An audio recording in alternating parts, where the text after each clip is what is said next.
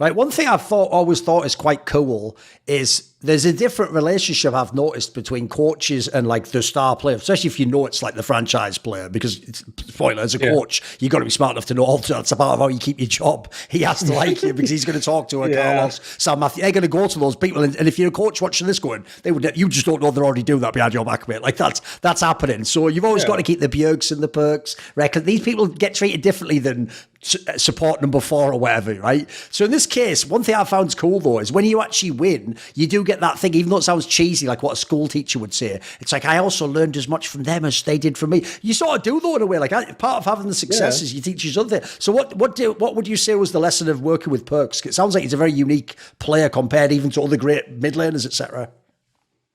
I think of course, from him, I learned a lot about the game in general, right? Macro. Basically, especially how far you can push the game in these small decisions is something that I didn't have the dimension before. Like as I said, right, I'm pretty good and really good at the basics and like getting fundamentals down, I feel like. But he showed me like a different dimension of how you can actually, even in these basic situations, find more advantages by being just really good at your champion.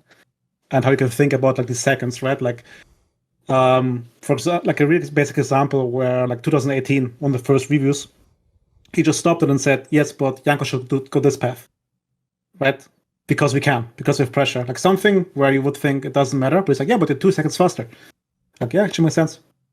So like these things, right, where like he actually pushes the boundaries. I learned from him, for sure, the most. And I think other way around, I think like for these type of players, I'm a good mirror because you can't argue with Perkz in a way where you try to bring your own point across. What I did very consciously is just that I reflected his own view back towards him.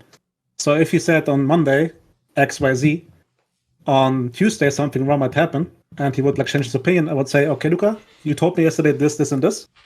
What do you think now? So I didn't even imply that he's that's smart. You sort of make him have to like battle himself then to see if the idea makes sense. That's a good approach. So it's basically just saying like, what changed now? Did something change?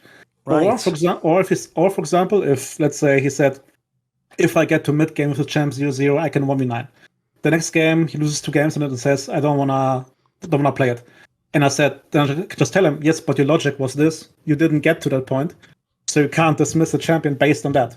You can tell me you don't think we can get to mid game. That's a different argument, but you can't abandon the champion just because of this. That's your own logic, right? Right. Is this an effective style with him? This works if you do this. I think it's effective with any top player, right? Right. Because why pick a battle on their field if you can just make sure that their logic stays consistent? Which I think in a game like League is really important. And sure, as any coach knows, is if you want to check someone's knowledge, they have to be able to explain it themselves. Right? Perfect. Yes. There's no point of bringing a point across that they can't reason themselves into. So if I go against them with their own reasoning, they will go out of it either strengthened in their reason or change their opinion, but then they have to argue with me or explain to me why they changed their opinion. And that's fine too. Right? Because at least then they approach it logically. And I can be like, yeah, sure, I agree with this, makes sense to me. Let's go for a new approach. So I think this also like hopefully helped him be a bit more reflective and a bit like calm on his judgment, because he used to be like very volcanic, like something bad happened, he's like, okay, abandon this to something else entirely. So I think this is something that hopefully he took from our time together.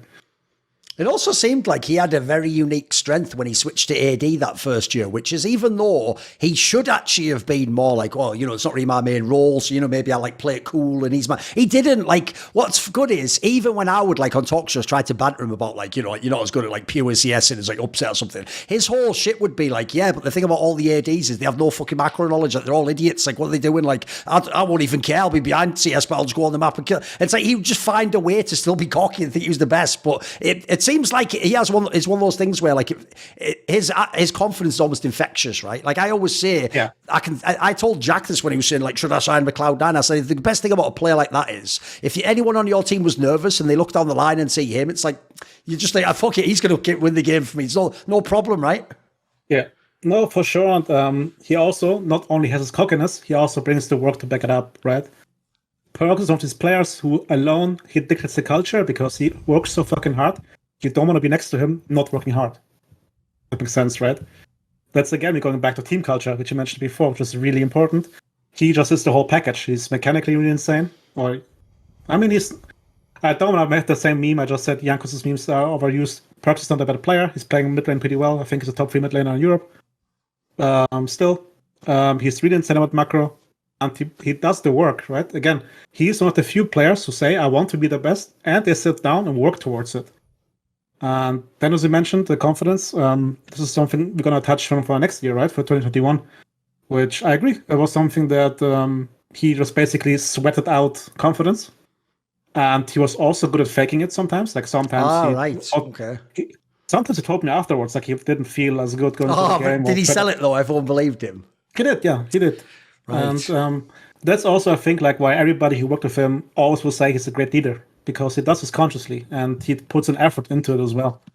And I think over the years as well, he grew into the role where, like in 2018, he was the de facto leader because he was like Carl's second son, so he could do what he wanted basically, and he took the responsibility a bit easier, I would say. And each year he got better at being that leader, and it was really fucking important to have someone like him. And I think, that being said, even though we missed him, Jankos tried really hard to fill that role.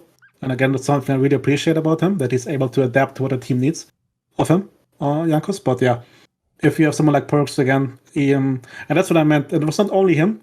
You could say like maybe it started with him and he was the catalyst, but each player had this belief going into every best of 5, or at least if they didn't have it, they didn't dare to show it. They still chanted and said, yeah, we're going to beat this very easily. And you couldn't tell. Afterwards, they were like, I wasn't so sure, but thanks for carrying me, guys, or something, right? Happened. One thing I want to ask about, like, this is a delicate topic, so I'll just ask the question. You can say what you want to say.